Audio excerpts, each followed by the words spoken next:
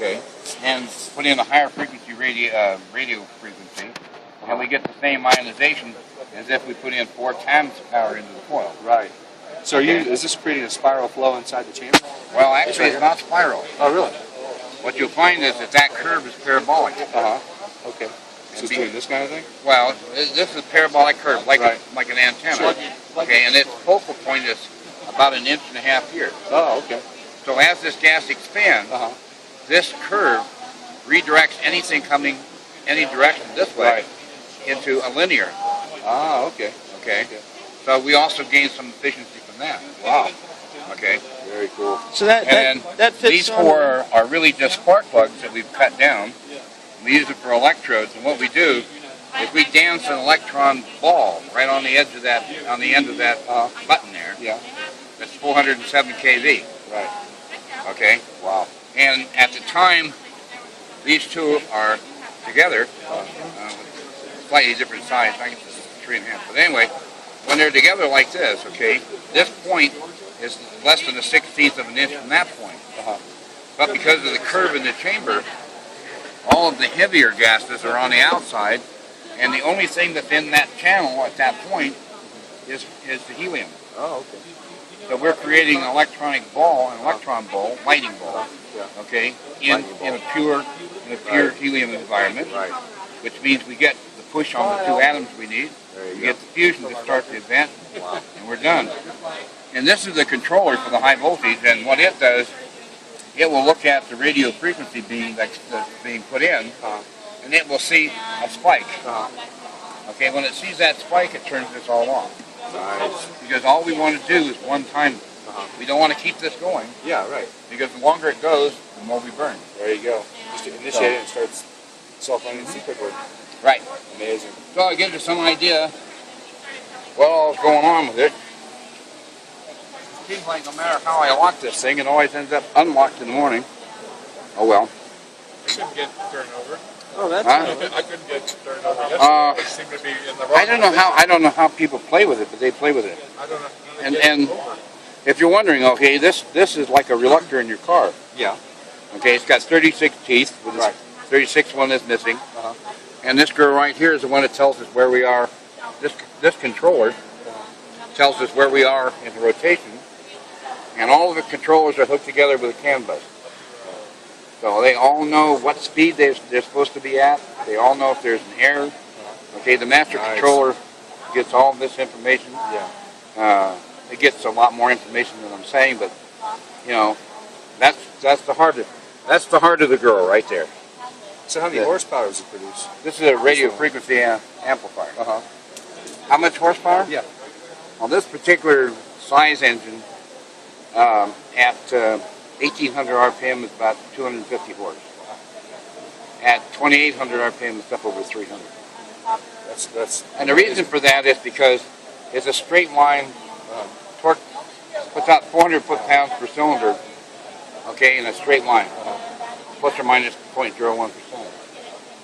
So it's pretty torquey, which is why it's got this kind of beep in it. I mean, look at the journal on this. See that journal? Oh yeah. Yeah. And this is hefty, man. Yeah. It's got some serious torque, huh? That's what you do when you got torque in your engine. So this thing. Well, and I can tell you, if you don't do that, you will wrap one up. Oh yeah. So this thing rotates up and around, or how does it? Standard crankshaft. Okay. Yeah, it goes just like anything else. And this is like a sensor? That's an electromagnetic sensor. It actually floats right on top of that. Oh, it floats. Okay. Yeah, there's a plate that's supposed to go here that I forgot. Oh, okay. Or you would not be looking inside there right now. Oh, okay. Okay. Okay. So it's like there's a hole in the plate that it slides into. There's a hole in the plate, and this clamps into there, and this floats right over the top of those. And every time one of these comes under it, it pulls this, creates a voltage.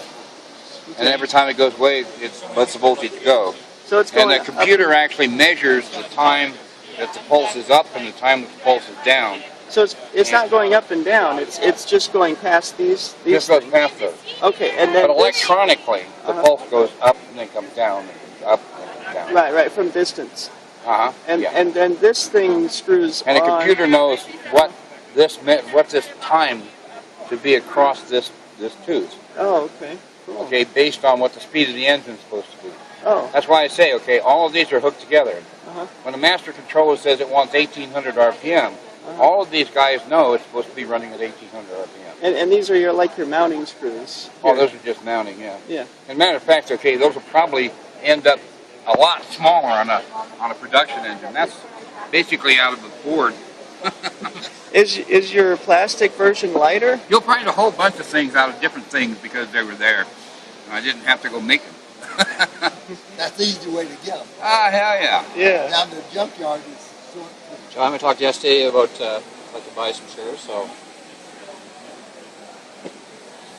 Okay. Yeah, fine. brilliant. You bet. Yes, sir. Excellent. Thank you. Have a good one. You bet. Thank you. Is your plastic version going to be lighter? Huh? Your plastic version is going to be Well, the lighter? plastic, okay. Right now, and I'll say this in all honesty, okay, right now, Very soon. one of the reasons we went from a fully metal piston to a piston that only has a metal head Right. was because this cylinder sets a virtual, this sets a virtual cylinder. Right. Okay, the speed of the engine is controlled by the size of the cylinder, Okay. or the size of the virtual cylinder. Okay. Well, metal running back and forth through an electromagnetic field puts up a bit of a ripple. Oh, okay. Okay. Yeah. Okay, and so what we're doing now is we're evolving to a non-metal internal. Okay. Oh, I Okay, see. so that we get. I mean, we went from a piston that was all metal. Okay, down to this one, and this is the one we're using in the next 5 engines here. Yeah. Yeah. Okay, but then we have already tested this piston. Okay, Okay. in our. If you were in the thing yesterday, I talked about the anomaly. Right. You remember that unit, that clear plastic tube with a piston in it and a spring hung in behind it?